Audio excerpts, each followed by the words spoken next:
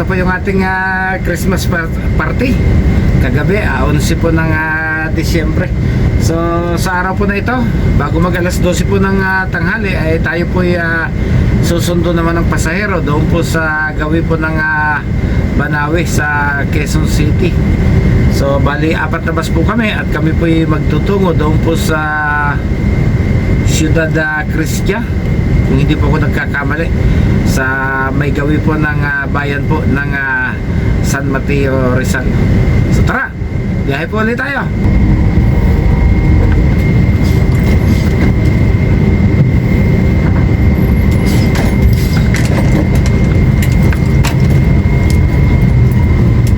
Parang gripo yung bus niya. Daming tumutulo.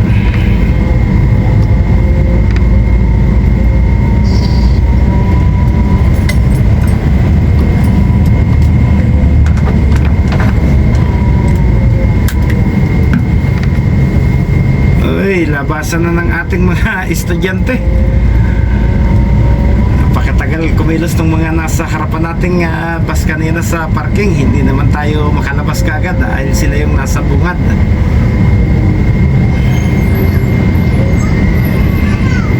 So, 9:45. Meron pa tayong 2 oras bago mag alas 12. So, nasa Congressional Avenue na po tayo.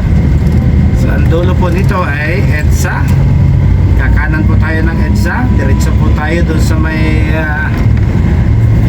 Abad Santos Bonifacio Avenue. Bonifacio Avenue po yung ating gagamitin. Tapos dire-diretso po tayo ng Mayon Avenue para makuha po natin yung Banawe, mga kabiyahero. Okay, nasa ibabaw na po tayo ng entrada ng North Luzon Expressway. So mag-u-turn po tayo. U-turn po tayo dito sa ilalim para marating po natin yung Bonifacio Avenue. Yan. So sakto, diyan po nagtatapos at nagsisimula yung North Luzon Expressway. Ayan.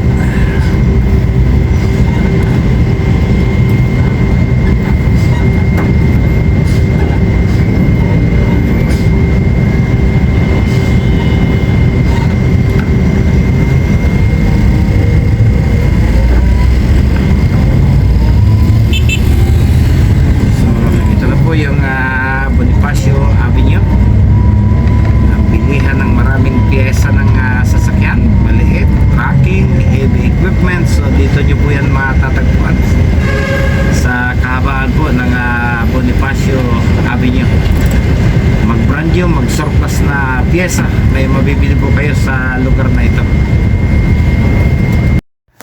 Okay mga kabihero, nakuha po natin yung tamang oras. Tayo po nandito na ngayon sa kahabaan po ng Banawe. Ayan, yung 2 bus po sa kabila nakaparada at ito pong 2 ay nandito naman po sa tapat po mismo ng building ng Philippine Public School Teachers Association. Ayun, naka-timing po si Gabs ng makakainan. Mayroon po dito nag-o-offer ng siomai rice. Mukhang dumali si Gabs ng 4 na malalaking siomai, 10 piso ang isa. Tapos pag may rice, magkano yung may rice? Ha? Ayun, 4 yung siomai niya, Noy? 4 na malalaking siomai plus rice. So 52 pesos mga kabiyera. So nagutom daw si Gabs at habang nagsasakay po tayo ng mga pasahero ay sinamantala na po muna niyang kumain, although malapit lang po yung ating pupuntahan.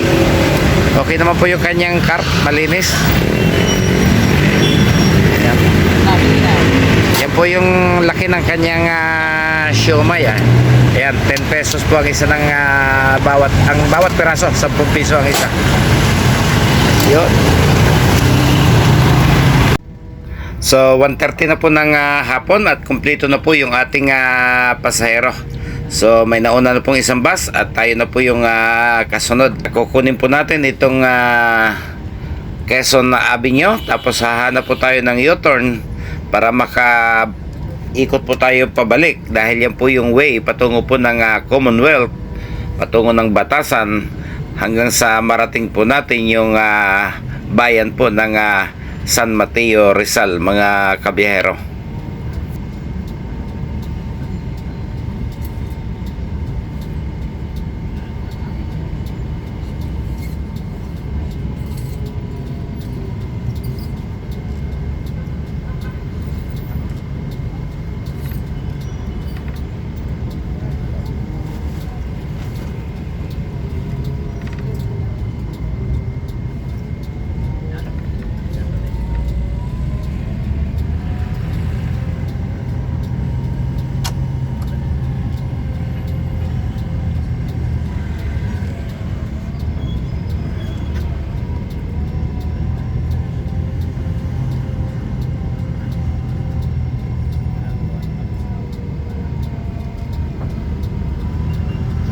Pag diniretso nyo po yan po patungo doon po sa Mabuhay Rotonda, diretso po ng Espanya hanggang sa marating po ninyo yung Quiapo. So may U-turn slot na po rito. Kahit medyo maliit, persahin na po natin at wala naman pong nakalagay na bawal mag U-turn yung malalaking sasakyan, mga kabiyahero. Medyo may kasikipan nga lamang po.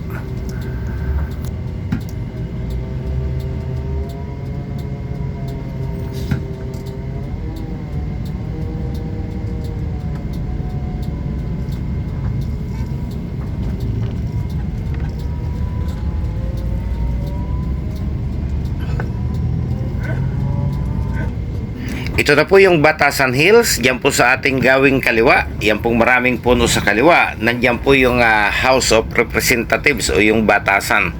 Diyan po nagkakaroon ng mga maraming debate para bumuo ng batas yung ating pong mga ibinotong congressman, mga kabihero. So kakanan po tayo rito.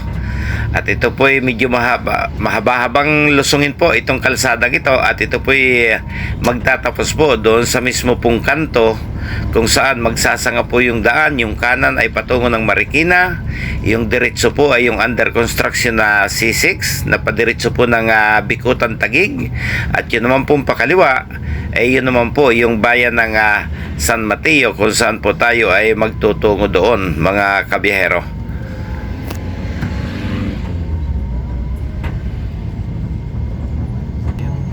Okay, ito na po yung crossing. Pag kayo po'y kumanan, patungo po ng Marikina City.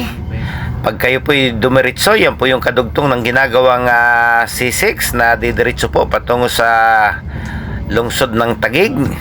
So kakaliwa po tayo dito. Actually ito po'y sakop na po ng bayan ng San Mateo. So wala pa hong 1 kilometro. Pag kumaliwa po tayo rito, madadaanan na po natin yung SM San Mateo. At doon po sa dulo ng SM, pag kumaliwa po tayo, iyon na po yung papasok doon sa Ciudad Cristia 9-Wave Pool Resort, mga kabiyahero. So bali overnight po tayo rito. At ihahatid lang po natin sila. Dito na po tayo mag-i-stay magdamag hanggang sa sila po'y bumalik muli at ating dadalahin doon sa lugar po kung saan natin sila kinuha, mga kabiyahero. So ito na po yung SM at Pure Gold. Natatanaw na po natin. So malapit na po tayo.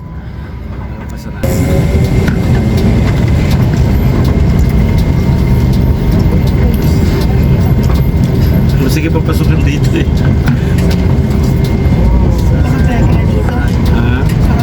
Oo, pero matagal siguro. May 7 years no? Pero ito bakante dati ito. Diyan kami nakaparking lahat. Yan lang yan. No? Sa dulo na yan. Yan na yan.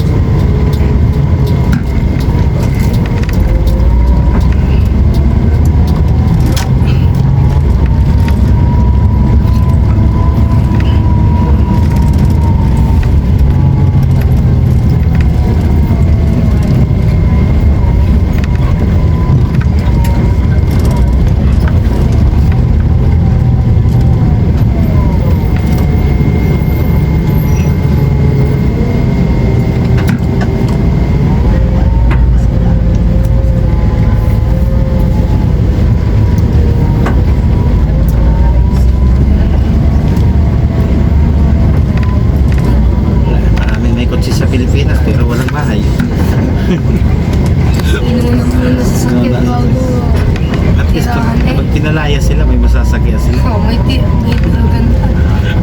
Ang problema, gasolina.